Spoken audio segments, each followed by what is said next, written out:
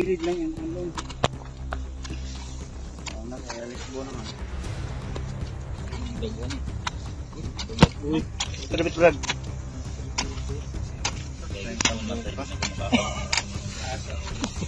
Baru sir.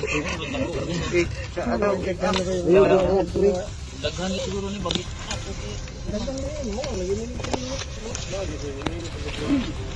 Ay apil lang. Ang kunggan kami ni habol bro. Katubang sa anak. Mayra. Oh.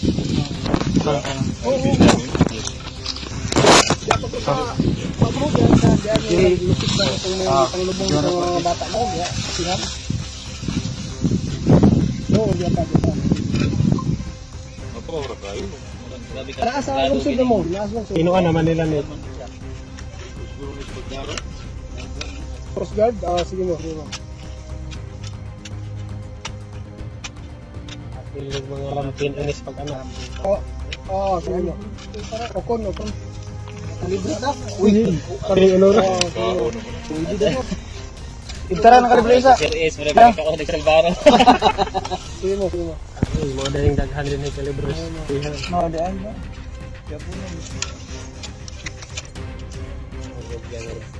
Kuya natin. Isa. Dilopin sa ako. Basta mo ni din mga lugar.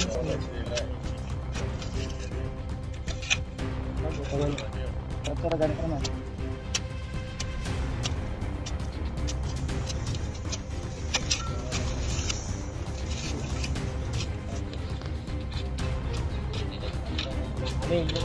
Laser kay aram lagi niya. Para din sila sagbotan hindi sa una. Di umano'y humigit kumulang na 200 patay na sanggol na nakalibing sa unang libingan, nabunyag. Usap-usapan ngayon sa social media ang Secretary ng Socorro Bayanihan Services Incorporated or SBSI dahil sa di umano'y pagsisinungaling at pilit na pinagtatakpan umano si Senior Aguila at iba pang namumuno ng SBSI. Ibinahagi ni Senator Risa Hontiveros na mas malala pa sa inaasahan ang natuklasan nilang sitwasyon sa Sitio Kapihan, Socorro, Surigao del Norte, kung saan naninirahan ang mga miyembro ng sinasabing kulto ng Socorro Bayanihan Services Incorporated.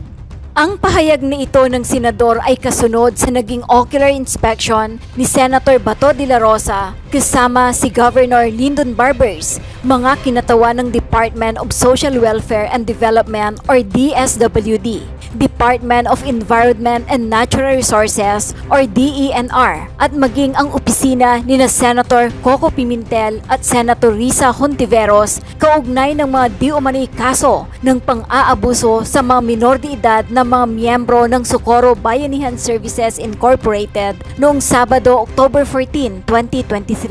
Hindi man personal na sumama sa ocular inspection, nagpadala naman ng kanyang staff si Hontiveros para sumama sa Sitio Kapihan.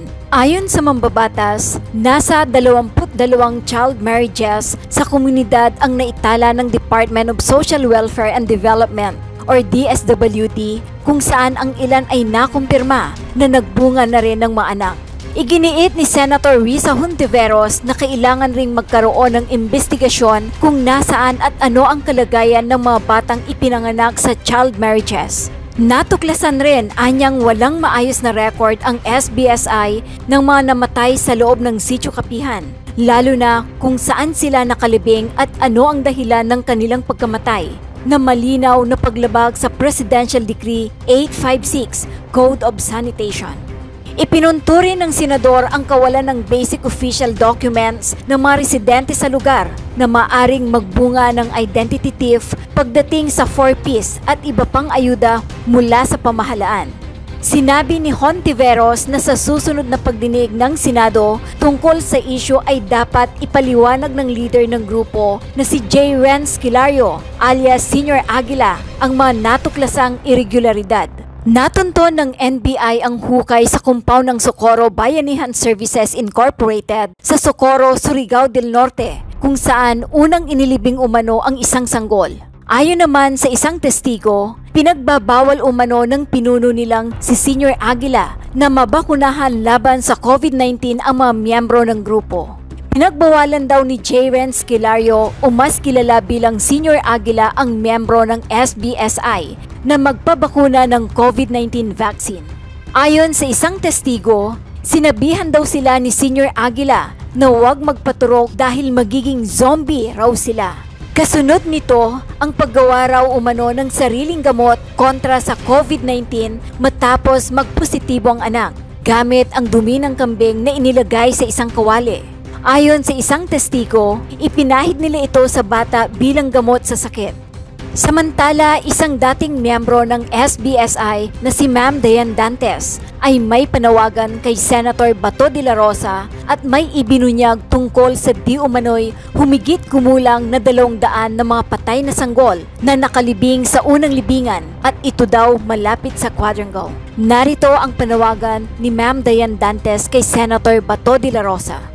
Dear Senator Bato, kung gusto nyo talagang mag-imbestiga, ipabagho yung unang libingan nila dyan, malapit sa Quadrangle. Dahil meron kayong mahuhukay na more or less 200 na mga patay na mga sanggol kasama na ang na-abort na di nakaabot sa term na pwede nang iluwal ng ina.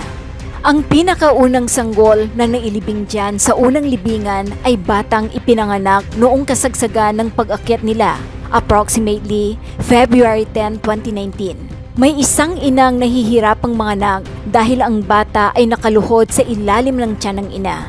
Siya ang unang nanganak sa function hall ng kapihan. Siya ay si Athena. Ang mga nag-perform as komadrona ay sina Jingjing, Jonah, Jella, Virginia at may isang undergraduate na pagkadoktor na si Gladys May. Itong mga wannabes na mga doctors ay ang sinabi ng secretary ng kulto na meron silang mga registered nurses working in unregistered facilities. Itong mga taong ito ang authorized ni Aguila na mag-perform ng lahat kasama doon ang pag-circumcise ng mga bata, bunot ng ngipin hanggang sa pag-opera.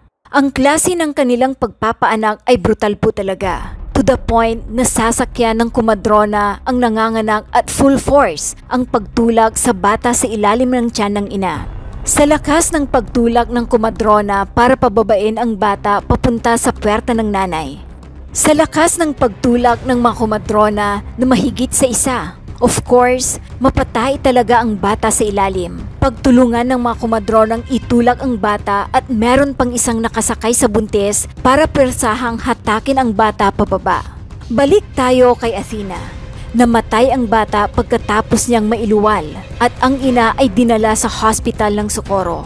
Dahil sa sobrang sama ng pakiramdam, sa sobrang pagkabugbog, habang si Athena ay nakakonfine sa hospital, nag-utos ang kanilang Diyos na ibalik siya sa kapihan dahil guguho na daw talaga ang Siargao at sila lang ang mailigtas.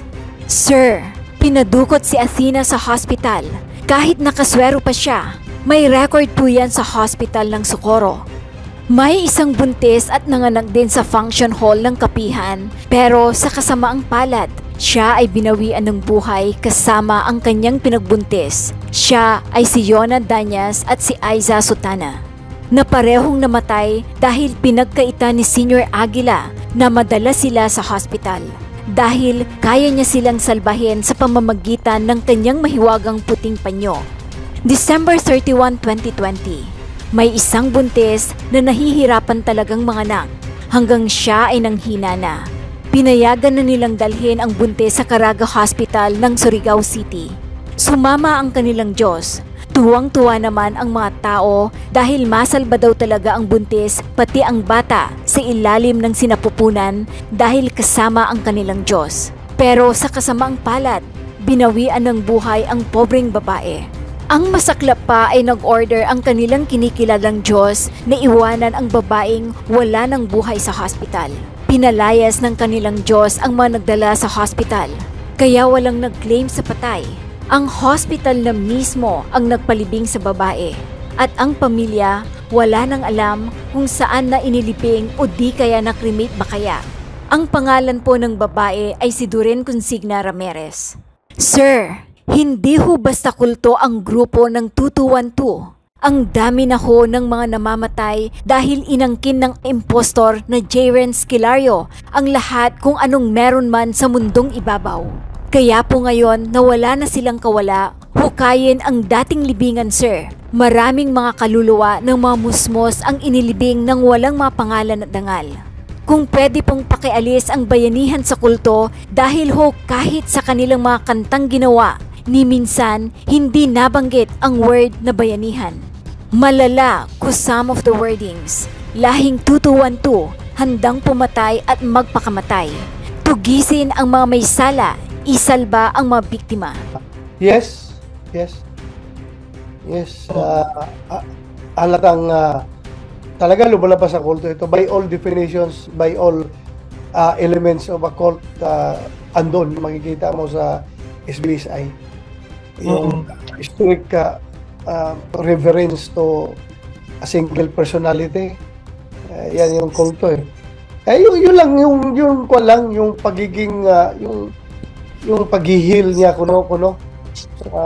Pagiging quack doctor doon sa mga kawan, naniwala ang mga tao. Elemento yan ng cultism. Talaga, kulto. Kasi, yun nga, na-confirm ko pa, pagdating ko doon, lahat ng babae nga, maiksi ang buhok. Talagang very strict adherence to whatever orders na binibigay yung kanilang leader. Maiksi ang buhok lang lahat ng babae at yung sagot nila ay parang rehearsed na towards shielding their leader, Senyor Aguila, from any possible lawsuits, from any possible legal complications. Yung kanilang leader, iniwasan nila, sinishield nila. Ang cultism kasi flourish yan in a very secluded and very isolated environment. So kung hindi na sila ma-seclude doon, hindi na sila ma-isolate, so I don't think cultism will flourish. It will die down in its natural death.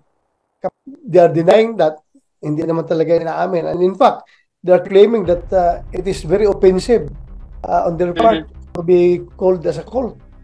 Pero what can we do from the outside? Judging it from the outside, nakikita man natin yung definition ng kulto. Nandoon naman talaga sa kanila. By all definitions, talaga lumalabas sila na kulto talaga. So, siguro naman, respetuhin rin nila yung ating opinion pagdating dyan. Ganun lang yun. It could be a class of opinion, but then wala tayong personal na motive para magsabi na sila ay kulto, kundi based on our own observation lang. It's a colorless observation. Mag-subscribe at i-click ang notification bell para sa mga susunod na video updates. Maraming salamat po.